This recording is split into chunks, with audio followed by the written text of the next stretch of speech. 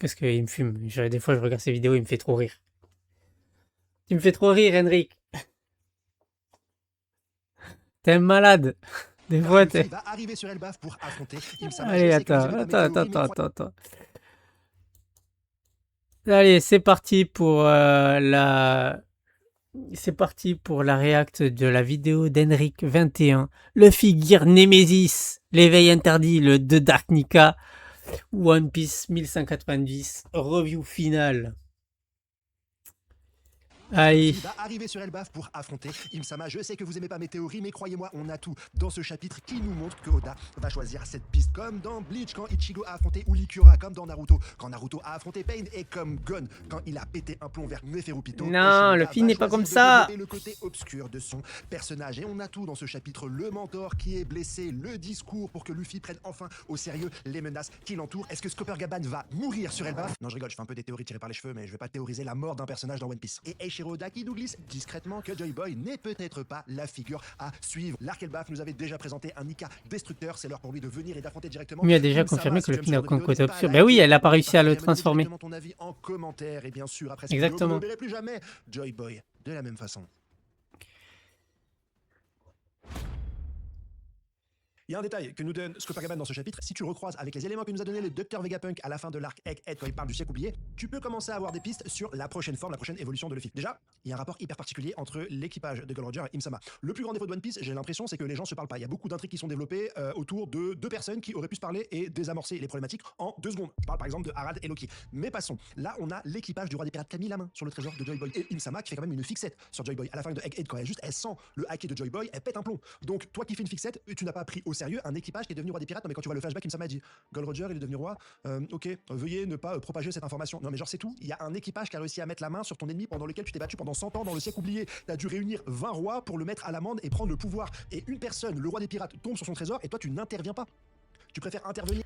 Parce que le trésor n'a aucun intérêt pour Mu. Comme je le disais dans la vidéo du Mont Corvo, pour ceux qui ne l'ont pas vu. Je parle aussi pour là les viewers de YouTube. Pour moi, c'est un problème de vision. Mu, c'est sûrement ce qu'il y a sur l'Octel, etc. Mais ça n'a aucun intérêt. Je pense qu'elle ne peut pas y aller. Parce qu'il y a une pression différente. Pour moi, c'est au centre de la Terre. Qu'il y a une pression différente et tout ça. Donc, elle ne peut pas s'y rendre. Mais elle sait ce qu'il y a. Et pour elle, ça n'a aucun intérêt. Parce que pour moi, c'est le saké de Binks. Le One Piece. Donc, ça n'a aucun intérêt qu'elle l'ait. Elle s'en fout. Lui ne sait pas ce que c'est le One Piece. Ouais. Et elle va se dire, mais qu'est-ce que vous allez foutre avec du saké? Ouais, parce que et Luffy va lui dire, mais t'as rien compris à la vie, toi. T'as rien compris à la vie. Comment on réunit les gens dans One Piece? Sur Lulusiane parce que finalement il y a quelqu'un qui a vu ta face et tu vas détruire toute l'île. Tu vas aller sur Elbaf et tout péter pour avoir une armée de géants, mais quand il y a une personne qui a mis la main sur le trésor ultime de ton adversaire, tu ne fais rien. Mais genre, tu la prends. Bah et tu oui, fais rien. normal. Et l'équipage du roi des pirates, c'est S'en pareil. fout. Vous êtes l'équipage du roi des pirates, vous avez fait le tour du monde. Roger, tu cherchais la vérité. Tu es forcément tombé sur l'information que le roi du monde était l'adversaire de Joy Boy. Donc tu sais qu'il y a quelqu'un qui depuis 800 ans contrôle le monde, autorise l'esclavage et tutti quanti, et toi jamais tu t'es dit que tu vas arrêter cette personne-là. Ta meilleure idée c'est ok, je vais me faire arrêter par la police. C'est bon, je vais faire. Parce qu'il sait qu'il ne peut rien faire. Il sait qu'il ne peut rien faire. Mon ref, c'est marqué. Si quelqu'un avait pu, il l'aurait fait. Shanks le dit. Il ne pouvait rien faire. Déjà, il était malade. Et il pouvait rien faire. Il savait parce que Shirahoshi, elle était pas née. Parce que Luffy, celui-là qui était attendu, c'était pas encore le moment. Il savait que c'était pas le moment. Ils le disent. On est arrivé trop tôt. C'était pas le moment. Donc on pouvait rien faire. La seule chose qu'on pouvait faire, c'est relancer la piraterie, faire un âge d'or de la piraterie, lancer une grande chasse au trésor pour lancer les gens, donner les gens envie d'aller sur Grand Line et dans le Nouveau Monde pour que celui qu'on attend vienne à nous, qu'on le trouve et qu'on le guide. Et Shanks avait un rôle, Crocus avait son rôle, Riley avait son rôle, Gaban a son rôle, tous avaient un rôle pour guider le mec qui allait venir et qui allait avoir les mêmes paroles que Roger, les mêmes paroles que Joy Boy, et En fait, il saurait au fur et à mesure du temps qui passe que en fait c'est lui. Donc ils allaient s'en rendre compte petit à petit. Et Gabon le dit, les actions de Mu fait que ça leur confirme complètement que c'est lui. Tous ont douté un petit peu, mais tous se sont rendus compte, par leur dialogue avec Luffy, etc., que c'était lui. Donc ils ont fait quelque chose. Ils n'ont pas rien fait, ils ont fait quelque chose. Ils ont préparé le terrain pour son arrivée. Et Scrapper Gabad, c'est pareil, tu restes sur ton île à fréquenter une géante et avoir une famille, alors que le monde est sous la tyrannie d'un ennemi dont tu connais l'histoire. Mais oui, mais Et parce la qu'il seule doit condition qu'on attendre. a dans Qu'est-ce ce que tu veux chapitre, qu'il fasse? Scopper Gabad qui dit Il a le droit de vivre tu l'as pris aussi. pour Joy Boy. Non, t'inquiète Mon pas, on va ref. prendre le parti de Joy Boy, finalement on le connaît pas. Nous on est juste un équipage peur, on est tombé sur la vérité. Mais what? Quelle vérité? C'est quoi? C'est Joy Boy, c'est le pire Kim-sama? Enfin, c'est comme lui, t'as l'air de voir Kim-sama et tu dis, ouh là, toi t'es un sacré vilain, mais l'ennemi de ce sacré vilain, bah, c'est pas forcément quelqu'un qu'on a envie de suivre. Non. Joy Boy, il le connaît pas. Il le connaît pas. Il a juste des textes, donc forcément, ils peuvent douter de qui c'était. Ils connaissent pas. Ils le connaissent pas. Donc ils peuvent douter de lui, mais ils le font parce que Roger croyait en Joy Boy. Donc il le fait. Tout le monde n'est pas obligé d'avoir 100% confiance aux autres. Comme Gabba n'avait pas forcément 100% confiance dans ce que disait Shanks, et il a testé Luffy. Voilà, c'est tout. C'est pas déconnant. Est-ce que Joy Boy n'était pas finalement une pourriture? C'est ce qu'on a envie de dire, c'est que Gold Roger il a suivi le Non, chemin faut d'un pas gars, il a abuser. regardé son trésor, il a tapé une barre, mais on va pas suivre ce mec. Et on va laisser la tyrannie en place s'opérer. Et moi je vais me rendre à la police. Mais dans 20 ans, il y a un petit jeune de 17 ans qui va venir, il va régler tout ça pour lui faire confiance. Ben oui, Ça tient pas. ben si. N'hésite pas à me dire ce que t'en penses en commentaire. C'est une prophétie. C'est une prophétie. Le mec, il a tout Ça sent la queue de prévu. poisson. Ça sent la queue de poisson. Par contre, Non. ça ramène sur une piste que forcément Joy Boy pourrait être une évolution maléfique de Luffy, et on va en parler dans cette vidéo. Ah, arrête. Je pense qu'il y a un détail caché dans le discours de Scopper Gabban, c'est très simple. Quand il dit que ta mort va donner le sourire à des milliers et des milliers de personnes, car quand tu seras mort, le trône redeviendra accessible en tant que seigneur des pirates. C'est vraiment un discours qui parle de la responsabilité. Et la responsabilité envers le personnage de Luffy a changé. Ça y est, Ces maintenant, anciens Joy Boy, mentors, si on c'est regarde Luffy Shanks, qui si on regarde travaille Rayleigh, dans c'était le des mentors qui passé. protégeaient un espoir, des mentors qui protégeaient une solution pour le futur. Ils protégeaient un enfant, mais Scopper Gabban ne dit pas du tout la même chose. Luffy n'est plus un enfant, c'est actuellement un Yonkou qui concourt pour le trône du One Piece, qui concourt pour le trône du roi des pirates, pour acquérir le One Piece. La remontrance de Scopper Gabban concerne la responsabilité actuelle que doit porter Luffy, et ça va en totale contradiction avec l'idéologie de sa dernière forme, le Gear 5, le poète, le Salut Ghost, ça va? et toute la nonchalance que pouvait avoir Luffy concernant les enjeux que tu pouvais avoir à chaque arc. Et si ce discours était le déclencheur pour sensibiliser Luffy sur les drames qui l'entourent, sur les problématiques auxquelles il fait face, est-ce que ça pourrait créer une nouvelle forme qui prendrait à cœur cette responsabilité non désirée et qui permettrait à Non. Luffy d'avoir une transformation qui se rapprocherait de Dark Nika? On va en parler dans cette review. J'ai un problème avec la puissance de Scopper Gabban. Rappelez-vous, Im-sama, c'est quand même un personnage qui a réussi à détruire Loki. Loki qui a réussi à battre Harald et qui a en plus directement Ragnir avec lui. Ce même Im-sama qui a transpercé 2 fois Luffy sans que celui-ci ne puisse faire quelque chose. Déjà, la semaine dernière, Scopper Gabban a réussi à Mais tanker non, mais l'attaque d'Im-sama, ce que Luffy Gear 5 n'a pas réussi à faire. Ghost, pour une fois qu'un chapitre est bon. Mais tous les chapitres précédents ont été construits pour nous amener à ce chapitre-là. Donc si ce chapitre est bon, c'est parce que les autres sont construits pour l'amener. Donc forcément. Non, Adam il est pas vivant, mais il parle à l'arbre parce que ça représente la vie. L'arbre c'est la maison d'Elbaf.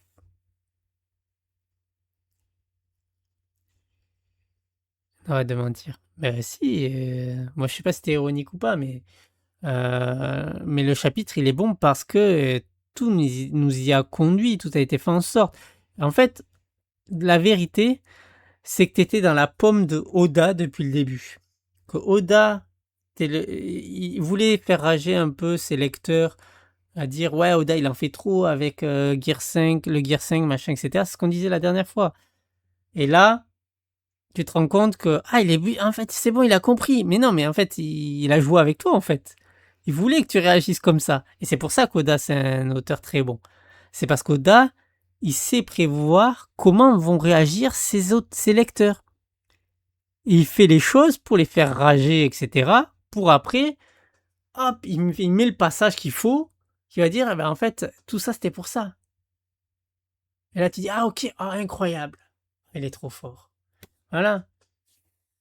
Théorie, imagine que c'était un géant antique, le fruit de l'arbre. Oh, arrête. Non, non, non. Ça vient peut-être du fruit de Aramaki. Non, je pense pas. Luffy, rien à foutre, juste Gaban qui fait le café, ça m'a fait plaisir comparé à Silver. Mais ils ont pas le même rôle, ils ont pas le même rôle, mais Silver aurait pu faire pareil, je pense. Ils ont pas le même rôle, juste. Et en plus, cette semaine, non seulement il arrive à être au niveau d'Imsama, mais il arrive à le blesser. Sur Code Valet, tu as eu une attaque combinée C'est ça que j'ai de dit. Roger, Garp, Xebec, Barbe Blanche, Big Mom et Je l'ai Kaido, dit et sur ça n'a pas Twitter. réussi à blesser la forme de base d'Imsama. Donc Gaban, il Scoper a Gaban réussi a à une puissance blesser. inimaginable, beaucoup plus puissante qu'Ayonko. Qu'est-ce qu'il faisait dans le monde de One Piece depuis 20 ans, à part rester sur Elbaf, avoir des enfants avec une géante? C'est beaucoup trop puissant, mais je sais pourquoi on a ce genre d'action. On arrive à la fin du manga, Oda a besoin que des personnages gagnent du temps, que des personnages Moi, affrontent je m'en Insama fiche un le peu de temps ça. que Luffy se remette, et donc ces personnages vont être un petit peu dopés, ils vont avoir une puissance un peu plus haute pour tenir tête à ce personnage qui normalement devrait les one-shot, comme Imsama, one-shot Zoro, Sanji et tous les gens qui ont essayé de se mettre sur sa route. On a eu la même chose à la fin d'un autre manga que je traitais sur cette chaîne, où un boss final a affronté un à un tout le roster de son univers, et bizarrement ces personnages ont réussi à tenir un chapitre ou deux, alors que face à ce roi des fléaux, ils auraient dû perdre en une seule seconde. Est-ce qu'on va avoir le même traitement pour les autres personnages qui vont un petit peu affronter Imsama le temps que Luffy ou se transforme en Gear 5, en Dark Nika, ou dans une autre option? Est-ce que Genko va réussir à tenir tête à Imsama? Est-ce que Brook va réussir à tenir tête à Imsama? Est-ce que Loki en On forme abuse hybride va pas. réussir à tenir tête à Imsama? On ne peut plus se baser sur les anciens rapports de puissance, on va devoir accepter que scénaristiquement des personnages arrivent à tenir tête à ce boss de fin.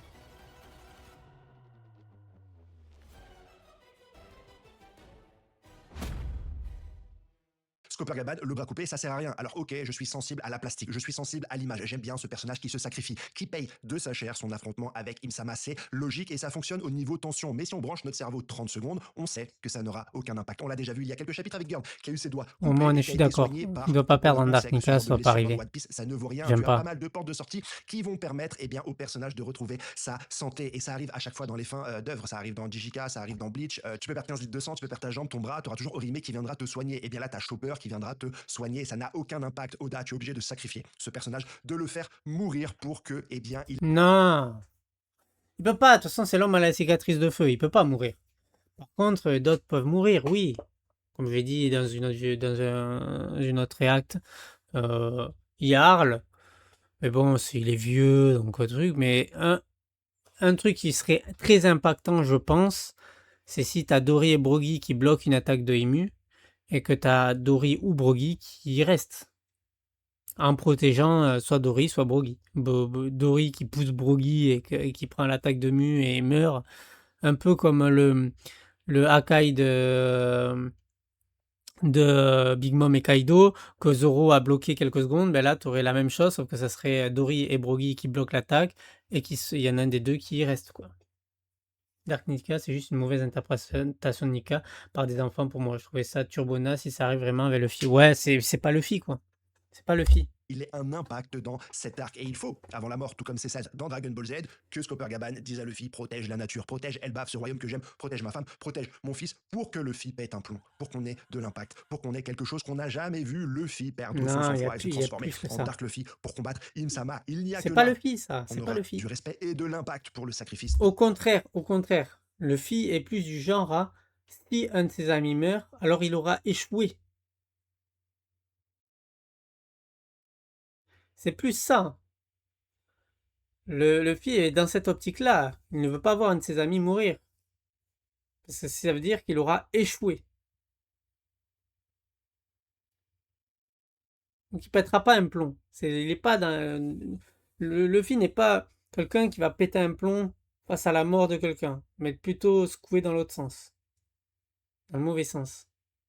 Parce que il est plus humain que c'est le plus humain des protagonistes de shonen ancienne époque.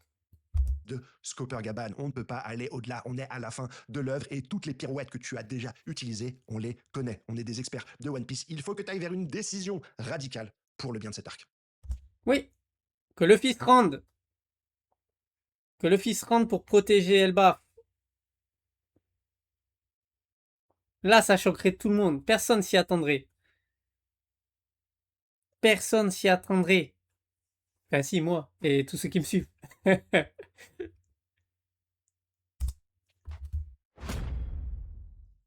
Dark Nika peut être la solution pour battre Imsama. Et c'est une technique qui a déjà été... Dark Nika peut être la solution pour battre Imsama. Et c'est une technique qui a déjà été utilisée Oh, il par aurait pas pu mal enlever le d'auteurs de cut mangas quand hyper même. connus. Je pense à Bleach, je pense à Hunter x Hunter, je pense à Naruto, je pense même à Dragon Ball Z. Je vais tout vous expliquer. Eiichiroda est dans une impasse. Il a déjà créé trop de transformations pour le personnage de Luffy. On est donc dans une surenchère des puissances. Faire une nouvelle transformation aujourd'hui, ça serait une erreur pour la suite du récit. Mais il y a une technique qui lui permettrait de sortir de cet engrenage. Je parle bien sûr du power-up instantané. On l'a déjà eu sur Thriller-Back avec la transformation de Luffy en zombie mode. C'est une transformation qui a été utilisée une seule fois dans un seul arc pour battre Gecko Moria. Et dans les power-up instantanés, celui que je préfère, c'est quand le héros perd le contrôle. On l'a déjà eu dans Naruto contre Pain quand il est dans sa dernière forme de Kyuubi. On l'a eu dans Bleach quand Ichigo affronte Ulikuria dans sa forme holo. On l'a également eu dans Hunter x Hunter avec Gon qui s'énerve contre Neferupito qui devient adulte. Et on l'a aussi eu dans Dragon Ball Z avec le Super Saiyan 2 quand Sangohan pète un plomb à cause de la mort de C16 et qu'il détruit Cell. Mais ma forme préférée en tant que personnage qui perd le contrôle, c'est bien sûr Skullgreymon dans Digimon. On pourrait avoir la même chose dans One Piece, un power-up instantané où Luffy perdrait le contrôle comme dans tous les shonen et il pourrait écraser Imsama. Et en plus, on aurait le déclic directement dans ce Non, chapitre quand on voit un petit peu la place que prend je peux Gaban pas dans son battre discours, Imu. dans son Pas combat, dans sa maintenant. représentation. Est-ce que ça ne vous rappelle C'est pas Jiraiya? impossible. Est-ce que ça vous rappelle pas ce mentor qui va permettre au héros de passer du côté obscur de la force? Un combat titanesque et maléfique entre Imsama et Nika le Destructeur. On avait déjà un foreshadow de cette forme quand on voit Mais le non, Nika sinon elle pourrait le représenté par Killingham qui Domi-Reversi. s'inspire du cauchemar des enfants. Ça ne serait que viser en plein dans la thématique de cet arc Elbaf de voir la naissance du côté obscur du personnage principal. Mais non, si elle a pas pu les Domi-Reversi, c'est parce qu'ils sont purs.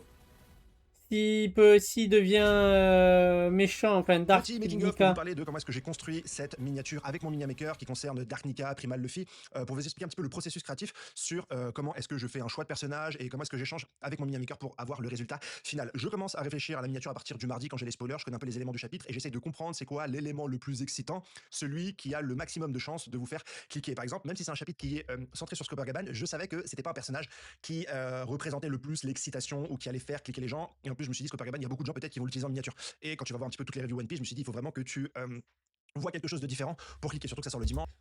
Luffy qui se rend, je dis non, je dis Luffy qui se rend quand l'arbre d'Adam qui est en feu s'effondre dans la jungle du monde du ciel, tel un armada prêt à défoncer Ymue en sortant des flammes. Mais Luffy se rend, je sais qu'Oda ne fera pas sa supposition de merde. Alors, je sais pas si t'as lu ce que moi je dis.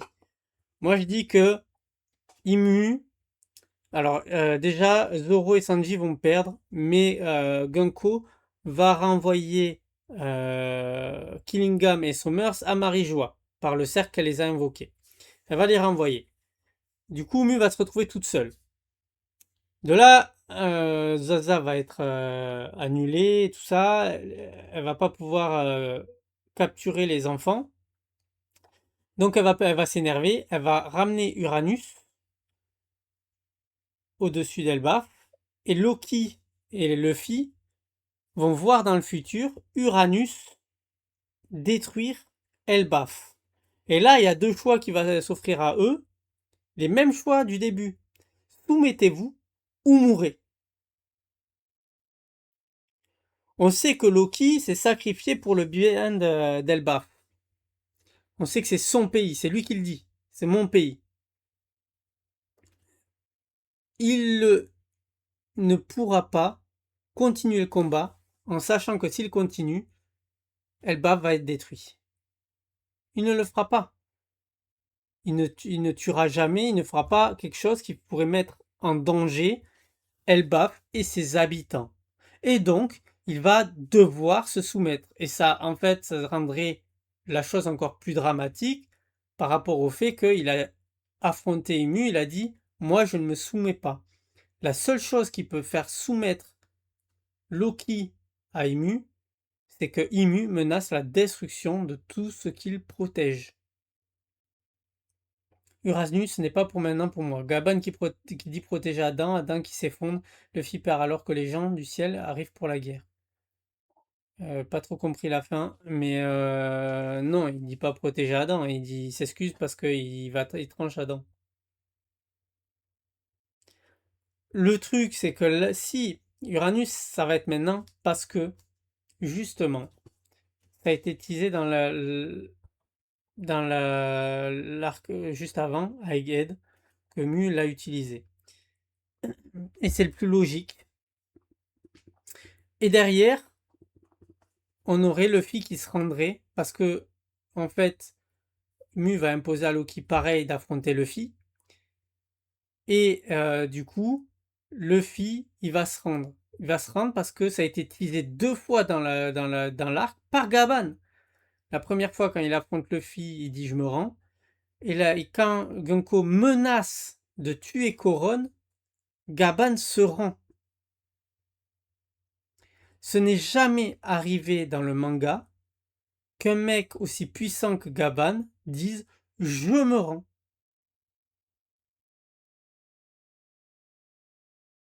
Et non, si l'arbre meurt, t'as tout le monde qui meurt. T'as tout le monde qui meurt, c'est pas possible. Le, le pays ne peut pas être détruit. Donc, il est déjà partiellement, il y a déjà eu quand même des destructions partielles. Il peut pas être totalement détruit. C'est le monde de Loki. Loki mérite d'être devenir le roi d'Elbaf, mérite qu'Elbaf continue à survivre. Justement, non, on l'a vu avec Loki, guerre des Ashrudin. Non, non, non, tu verras. Tu verras. Mu va menacer et ça va forcer Loki à se soumettre. Et c'est limite écrit. Et derrière, Luffy ne voudra pas affronter Loki dans ces conditions-là. Et donc, il va se rendre. Et c'est teasé par Gaban. Gaban s'est rendu 2 fois dans l'arc. C'est jamais arrivé. Ça veut dire que Oda prépare quelque chose. Il nous met en tête que se rendre pour protéger quelque chose, pour survivre. Et puis, en plus, Gaban le dit à Luffy. Qu'est-ce que tu comptais faire? Tu comptais mourir? Ça veut dire qu'en gros, tu préférais continuer à combattre et mourir plutôt que survivre. La mort, c'est la fin de tout. Donc si le seul moyen de survivre, c'est te rendre, il faut le faire. Parce que tant que tu vis, il y a un espoir. Tant que tu vis, tu peux protéger tes amis, tu peux protéger Elbaf. Tu comprends? Et c'est le propos même de Gaban, là. Tu dois, Luffy, il dit, qu'est-ce qui serait arrivé? Il lui dit Gaban à Luffy, qu'est-ce qui serait arrivé? Mes amis seraient morts, seraient en danger, le pays de mes amis serait en danger, et voilà. Et mes Nakama aussi. Ils seraient en danger. Donc, pour protéger le pays de ses amis, pour protéger ses amis et ses Nakama, il doit survivre. Sauf que là, il peut pas. Face à une telle puissance, c'est pas possible. Donc, s'il se rend, on est sur exactement le thème de l'arc par rapport lancé par Gaban. Du coup, c'est la meilleure option pour survivre. Si Gaban s'était pas rendu face à Gunko, Koron y serait mort. Et peut-être que derrière, Gaban y serait mort aussi. Par la peine qu'il aurait eu en voyant son fils mort. Parce que, on l'a dit, les enfants, c'est le point sensible des parents dans One Piece. Donc Gaban serait peut-être mort derrière. Parce qu'il aurait peut-être pas eu la force, par la douleur que ça lui aurait causé de voir son fils mourir.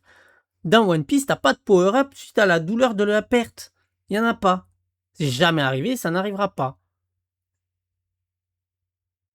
Dans One Piece, quand tu vois que ton ami mourir devant toi, eh ben t'es triste, t'es détruit. Dans One Piece, c'est pareil. Gaban, il aurait vu son fils mourir, il n'aurait rien fait. Il se serait laissé tuer. Alors que là, en choisissant de se rendre, il a une chance tant qu'il reste en vie. Il a une chance que son fils soit sauvé plus tard. Et c'est ce qui va arriver. Son fils sera sauvé. Il faut un mort pour Elbaf pour moi. Et le seul mort possible actuellement, c'est Adam. Non. T'as Jarl. Mais bon, il est un peu vieux. Et pour moi, t'as Dory et Broggy. Mais un des deux. Pas les deux. Un des deux. Et je vois bien Dory et Broggy bloquer une attaque de Imu à un moment donné. et qu'il y en ait un qui pousse l'autre et qui est un peu comme le Hakai avec, comme j'ai dit, j'en ai parlé juste plus tôt, le Hakai de Kaido et Big Mom que Zoro a tanké et là, ben, il y en a un des deux qui resterait sur le tas, quoi. et toutes les autres vidéos sortent le vendredi ou le samedi. Donc finalement, beaucoup de gens qui regardent ma review ont déjà vu d'autres reviews, donc il faut qu'ils voient quelque chose de nouveau. Une fois que j'ai mis Scopper de Gaban de côté, j'ai un peu réfléchi à ce que je voulais traiter comme information, et des miniatures qui fonctionnent beaucoup, c'est les transformations de Luffy, chose que je fais depuis peu. Il y a eu Aqua Luffy et Omega Luffy. Gearsy, ce sont deux miniatures qui ont extrêmement bien fonctionné, c'est des vidéos qui ont fait plus de 20 000 vues, donc je me suis dit comment est-ce que je peux exploiter un petit peu une nouvelle transformation de Luffy. Et bien que je voulais pas exploiter le personnage de Scopper Gaban, il y a quand même son discours qui est assez fort, un discours qui rentre directement en impact avec le côté Gearsy, rigolo, clown, Looney Tunes de Luffy, donc pour moi ça allait naturellement vers une transformation Dark Nika. J'ai donc dit à mon mini maker, voilà, j'aimerais bien faire un Dark Nika, un Luffy un peu dark, et je lui ai présenté deux dessins. Un dessin que j'ai trouvé sur Twitter d'une personne que je suis beaucoup, j'ai oublié son nom, donc je le mettrai directement en miniature, et la transformation de Naruto, parce que dans cette idée de Dark Nika, j'avais vraiment cette idée de Dark Ichigo, Dark Naruto, Dark Gun, et c'est ça que je voulais expliquer un petit peu dans cette vidéo. Donc je lui ai montré directement une photo de Naruto la première fois qu'il se transforme en Kyuubi, parce qu'il était vachement bestial. Dès le premier jet, mon mini maker, il me fait un truc de ouf, c'est pile poil ce que je voulais. C'est pas vraiment les éléments que j'ai donnés, mais ce que j'aime bien avec lui, c'est qu'il arrive à avoir un processus créatif et à me faire des propals qui vont au-delà de ce que je demande. Le seul truc que je lui ai demandé, c'est d'essayer de mettre une bouche, parce qu'au début, il m'a fait un visage assez macabre, sans bouche, parce que je voulais voir des canines comme Naruto, et une fois qu'il me l'a montré, je me suis dit, non, en fait, c'est la première version, c'était vraiment la meilleure. Les seules modifications que je voulais, c'était cette histoire de cheveux longs. Je me suis beaucoup inspiré de Ichigo et de sa transformation contre Ulikura, il avait des cheveux longs comme ça, je me suis dit, c'est ça pour moi, ses cheveux longs et ses ongles longs, même si les ongles, c'est son idée, c'est ça qui représentait vraiment la peur primale, le côté animal, instinctif de Luffy. Il m'a renvoyé les trucs directement, j'ai fait ma miniature et j'étais hyper Je suis content. pas fan, hein. J'ai découvert samedi que deux tutoriels avaient expliqué un peu C'est un beau dessin, mais je suis pas fan. cette voie du Dark Nika, mais je trouve que la mienne est quand même assez différente, donc je suis assez content du résultat. Voilà, le travail avec le mini maker, je crois que c'est un des trucs que je préfère dans ma review, c'est comme ça que j'échange avec lui. Donc si cette partie making of vous plaît, à chaque fois je peux vous expliquer quand il y a des miniatures peut-être un peu différentes, comment j'en suis arrivé à cette conclusion pour que vous puissiez comprendre le mélange. C'est pas que pour du clic, mais le clic et l'autoclic c'est important. C'est aussi un processus créatif avec une autre personne, et c'est aussi j'ai la possibilité de faire ce que je veux en fait. Je dessine pas encore de manga, même si c'est un de mes rêves, mais le temps d'une Moi, miniature, je oui, peux vraiment aller explorer mon tu le sais, imagination et Henrik. la rendre réelle et vous la partager. Donc c'est un truc que j'aime bien faire. Voilà, n'hésite pas à me dire si ce genre de partie making of te plaît. J'en ferai peut-être plus souvent pour vous expliquer un peu comment je suis arrivé à certains éléments du gars. Ouais, après, voilà. Je suis vraiment pas d'accord avec ce qu'il dit, mais bon. Au moins, bon, il a le mérite de proposer autre chose, même si, comme il a dit dans une autre de ses vidéos, il fait pas des théories dans le but que ça soit 100% logique, mais plus dans ce qu'il imagine, et trucs comme ça. Donc voilà, bon, je respecte ça, il n'y a pas de souci. Je suis pas d'accord, mais je respecte, c'est bien.